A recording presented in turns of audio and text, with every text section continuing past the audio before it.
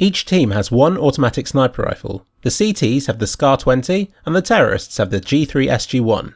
They both cost the same and have the same magazine and spare ammo quantities. But what are the differences between them? Simple, let's compare these stats.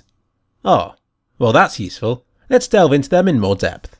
This is a very special spot. That far wall is 8,192 units away, which is the cutoff for the longest range weapons in CSGO. This means that if I fire here, there will be no mark. Step forwards just a tiny bit and boom, hole in the wall. All snipers and rifles have a range of 8,192, all pistols 4,096, SMGs slightly less again, and shotguns the least. I can't think of any competitive level where you'll have to fire more than about 4,000 units, but on surf maps and other fake levels, auto snipers have both the range and the spamminess to defeat distant enemies.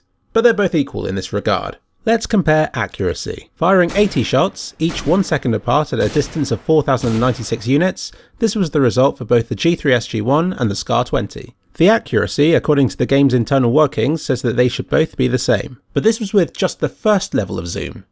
Perhaps 2 will improve it? Nope, seems like it makes no difference. What about crouching down? Crouching does make a difference, quite a considerable one in fact. If you're scoping long distances with the auto sniper, you might as well crouch, completing the transformation into a noob, but at the same time giving you an advantage. Who'd have thought it? And finally, Noscope. The lack of a crosshair is the main reason why I don't consider these to be comparable to the likes of the M4A1 and AK-47, but once you see the inaccuracy at 2000 units, you'll see why they're impractical in this mode. Even if you painted a crosshair onto the screen, it wouldn't mean much and would more than likely miss the target. It appears that no-scopes are more about luck than skill. I fired every bullet available to these guns into the wall, and take it from me, you won't run out of ammo with these weapons. A surprisingly large number of bullets from both weapons went to the exact same places and left the exact same decals, but I can assure you that it was just coincidence. Neither weapon seems to outshine the other in this test. You could argue for either weapon here, but the stats behind the scenes say that they're the same. One area that is different is the flinch velocity. This is how much enemies will slow down when shot. But how to test this? Who would be willing to be repeatedly shot in the legs? Fortunately, Kamasha the Skydiver, Fly Eater, Mountain Streaker, Barrel Diver and Pizza Wearer was online and was more than up for the challenge. The G3Sg1 first. And now for the Scar-20.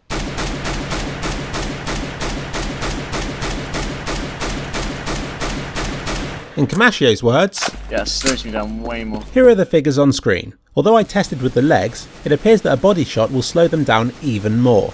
The CT's Scar-20 is better at this, which I guess complements the CT's more defensive playstyle. However, if you're shooting them, then you'll be wanting to do more than just slow them down. It does mean that if you can only shoot them once, they'll behave more like sitting ducks after the first shot, which will allow for you, and other people, to deliver additional blows.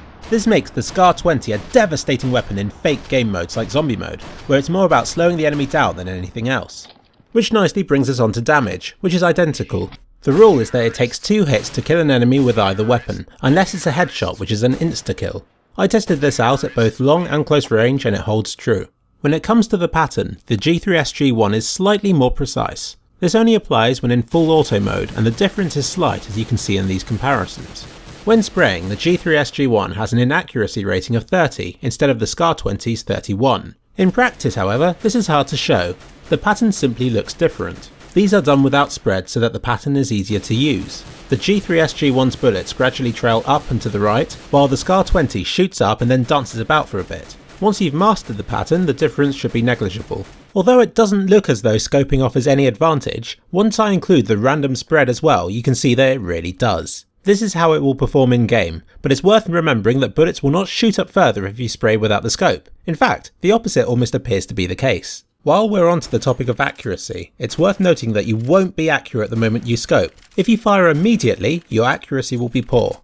Wait a second and it will be perfect. Somewhere in the middle, result somewhere in the middle. Conclusion, it's best to be scoped in before the enemy appears on screen, or to resist the urge to fire immediately. It will pay off. The only other difference that I know of between these two weapons is the reload time. The Scar-20 takes just 3.11 seconds, faster than any other sniper and less than even some rifles and SMGs. The G3Sg1, on the other hand, takes 4.65 seconds, which is only faster than the heavy machine guns. You can see the difference in the reload animation.